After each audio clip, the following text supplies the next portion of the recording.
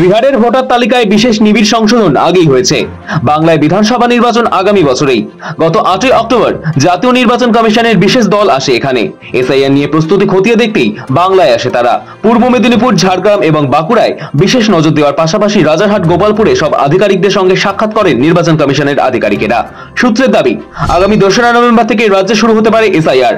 বৈঠকে এমনই বার্তা দিয়েছে নির্বাচন কমিশন। কমিশনের কথায় ভোটার তালিকা নির্ভুল করতেই এসআইআর। যদিও বাংলার মুখ্যমন্ত্রী তথা তৃণমূল সুপ্রিমো আগেই প্রশ্ন তুলেছেন, এখনো তো ভোট ঘোষণা হয়নি, তাহলে কিসের ভিত্তিতে এইভাবে জেলায় জেলায় বৈঠক করছে কমিশন? খানিক থেমে জবাবও দিয়েছেন নিজেই। দাবি করেন, এসআইআর এর নাম করে এনআরসি চালু করার চেষ্টা হচ্ছে। এসআইআর এর নামে ভোট কাটার চক্রান্ত চলছে, এগুলো তার প্রমাণ। আসাম গভর্নমেন্ট কি করে বাংলার সিটিজেনদের এনআরসি নোটিশ পাঠাতে পারেন? সুতরাং আমি মনে করি এটা এসআইআর নয়, এটা এনআরসি করার চক্রান্ত চলছে। এবার সূত্র বলছে, নভেম্বরের গোড়া থেকে ভোটের জন্য তেরি ফুঁড়ে নামতে চলেছে তৃণমূল। সেই সবার মুখ্য বিষয় হয়ে উঠতে পারে এসআইআর এ বিরোধিতা। নির্বাচন কমিশন সূত্রে আগেই জানা গিয়েছে, বাংলায় 2রা নভেম্বর সোমবার থেকে ভোটার তালিকা নিবিড় সংশোধন শুরু হয়ে যেতে পারে। হয় সেদিন বিজ্ঞপ্তি ঘোষণা হবে বা তার আগেই বিজ্ঞপ্তি ঘোষণা হয়ে যাবে। সংশোধনের প্রক্রিয়া শুরু হবে সেদিন থেকে। শেষ পর্যন্ত কৌশলের কোনো বদল না ঘটলে ওই দিনই প্রতিবাদ সভা ডাকতে পারেন মমতা বন্দ্যোপাধ্যায় এবং অভিষেক বন্দ্যোপাধ্যায়। তবে দিনক্ষণ এখনো চূড়ান্ত নয়। ভোটার তালিকায় সংশোধন নিয়ে কোনো রাজনৈতিক দলেরই আপত্তি থাকার কথা নয়। এটি একটি স্বাভাবিক প্রক্রিয়া।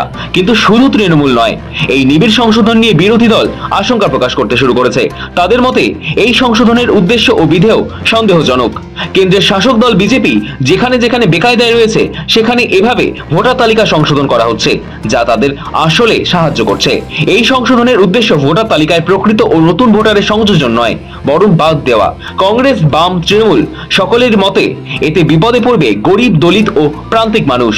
আগে আমরা কি দেখতাম, যে ভারতবর্ষ জুড়ে সাধারণ মানুষ নিজের ভোটাধিকার প্রয়োগ করে পছন্দের সরকার নির্বাচিত করত বা বাঁচত। আর আজকে কি দেখছি, বর্তমান কেন্দ্রের সরকার নিজেদের সরকারের স্থায়িত্ব বাড়াতে আর নিজেদের সরকারের স্বার্থ রক্ষা করতে ভারতবর্ষ জুড়ে ভোটার বেছে নিচ্ছে। এর বিরুদ্ধে বাংলা লড়বে কি লড়বে না, সবাই হাত তুলে বলুন।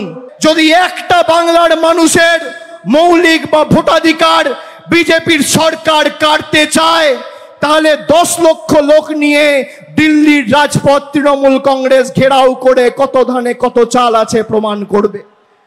আমরা সবাই মিলে আগামী দিন দিল্লি যাব যদি বাংলার মানুষকে ছোট করা হয়। এসআইআর স্বাভাবিক প্রক্রিয়া, কিন্তু তাকে অস্বাভাবিক করতে চায় দিল্লির বিজেপি। না করতে দেওয়া যাবে না। মৃত মানুষের নাম বাদ যাবে, ভুতুরে ভোট। তৃণমূল না বিজেপি কোন পক্ষটা বুঝে লাভ নেই, ভুতুরে ভোট বাদ দিতে হবে, কিন্তু জেনুইন কোন মানুষের নাম বাদ দিতে দেওয়া যাবে না। নিশ্চিত থাকুন, না করতে দেওয়া হবে না। যদি তা করতে চায় নির্বাচন কমিশন, আমাদের ঠেকাতে হবে। জেনুইন মানুষের নাম বাদ দেওয়া যাবে না। জাত, ধর্ম, বর্ণের ব্যাপার এটা নয়। বিজেপির আগ্রহ থাকতে পারে, সেটা অ্যালাউড নয়।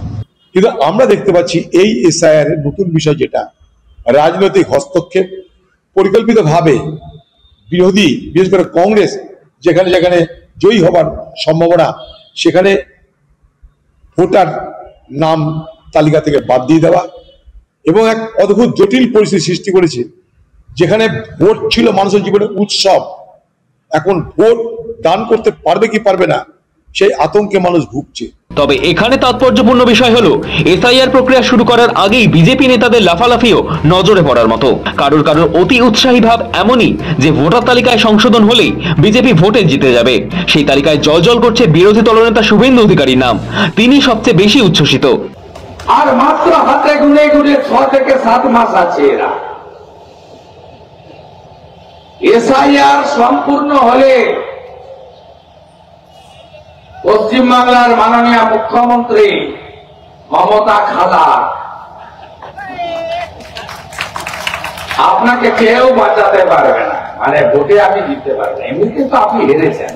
আমাদের এখানে ঠিকঠাক এসআইআর হলে ওর দ্বিগুণের বেশি নাম কাটা যাবে। ডাক দেবার না, আমি তো বারবারই একটাই বলছি যে মে মাসে বিসর্জন হবে, আর সেই বিসর্জনের পরে প্রতিবার কাঠামোটা পর্যন্ত পাওয়া যাবে।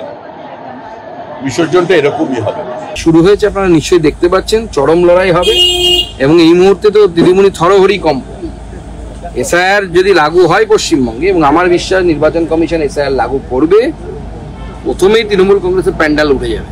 সূত্রের মতে ভোটার লিস্টে এই সংশোধনের প্রক্রিয়াকে বাংলায় গরিব ও প্রান্তিক মানুষের বিরুদ্ধে বহিরাগতদের চক্রান্ত হিসেবে তুলে ধরতে পারে তৃণমূল। সম্ভবত রাজ্যের শাসক দলের বক্তব্য হবে যে গত 4 বছর ধরে বাংলায় 100 দিনের কাজ ও আবাস যোজনা টাকা বন্ধ করে দিয়েছে মোদী সরকার।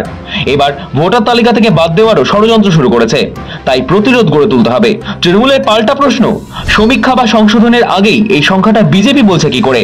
তাহলে কি বিজেপি ঠিক করে দিচ্ছে যে বাংলায় কত ভোটারের নাম বাদ দিতে হবে? আসলে নির্বাচন কমিশন একটি সাংবিধানিক প্রতিষ্ঠান, এর নিরপেক্ষতা সন্দেহের ঊর্ধ্বে থাকা উচিত। কিন্তু কমিশনের কিছু পদক্ষেপকে সামনে রেখে বিরোধীরা এই ধারণায় গড়ে তুলতে চাইছে যে জাতীয় নির্বাচন সদন বিজেপির কথায় চলছে। 2022 সালে সুপ্রিম কোর্টের সংবিধান বেঞ্চের নির্দেশ ছিল যে মুখ্য নির্বাচন কমিশনারকে বেছে নেওয়ার জন্য যে সিলেকশন কমিটি হবে তাতে থাকবেন প্রধানমন্ত্রী, বিরোধী দলনেতা ও দেশের প্রধান বিচারপতি। কিন্তু সর্বোচ্চ আদালতে সেই নির্দেশ উল্টে দিতে 2023 সালে আইন পাশ করায় মোদী সরকার। তাতে বলা হয় মুখ্য নির্বাচন কমিশনার বেছে নেওয়ার কমিটিতে থাকবেন প্রধানমন্ত্রী, মন্ত্রিসভার আরো একজন মন্ত্রী ও বিরোধী দলনেতা। সন্দেহের পরত জমতে শুরু করে এখান থেকেই। বিরোধীরা অভিযোগ করেন কমিটিতে প্রধানমন্ত্রী ও তার এক মন্ত্রী থাকবেন। 3 জনের মধ্যে 2 জনের কথাতেই মুখ্য নির্বাচন কমিশনার বাছাই হবে, অর্থাৎ সরকার তথা কেন্দ্রের শাসক দলই ঠিক করে ফেলেছে সিইসি কে হবেন।